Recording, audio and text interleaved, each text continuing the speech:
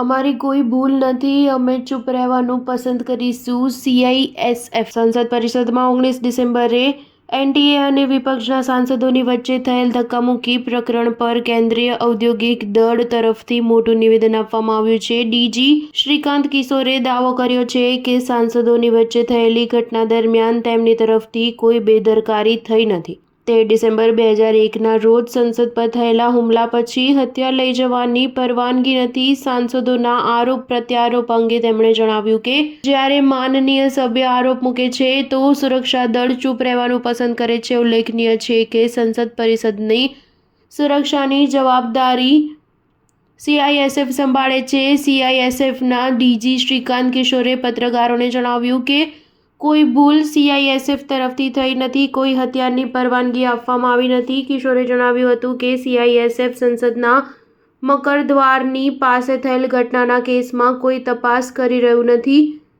આ ઘટનામાં ભાજપના 2 સાંસદ પ્રતાપ સારંગી અને મુકેશ રાજપૂત ઘાયલ થયા હતા અને તેમને હોસ્પિટલમાં દાખલ કરવામાં આવ્યા હતા.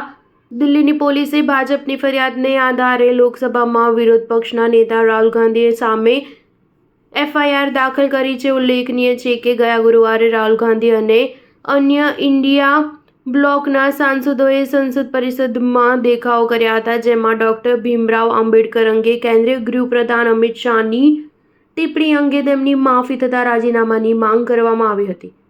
આ દરમિયાન તેમની NDA સાંસદો સાથે ધક્કામુક્કી થઈ હતી. સાંસદોની વચ્ચે ધક્કામુક્કી દરમિયાન 2 ભાજપ સાંસદો પ્રતાપ સારંગી અને મુકેશ રાજપૂતને માથામાં ઈજા થઈ હતી, જેના પગલે તેમને હોસ્પિટલમાં દાખલ કરવા પડ્યા હતા. ભાજપ સાંસદોએ આરોપ મૂક્યો હતો કે રાહુલ ગાંધીએ ધક્કામુક્કી કરી હતી. ભાજપના મહિલા સાંસદે પણ રાહુલ ગાંધી પર દુર્વ્યવહારનો આરોપ મૂક્યો. ચા ન્યૂઝ 7 હંમેશા સચ્ચાઈની સાથે.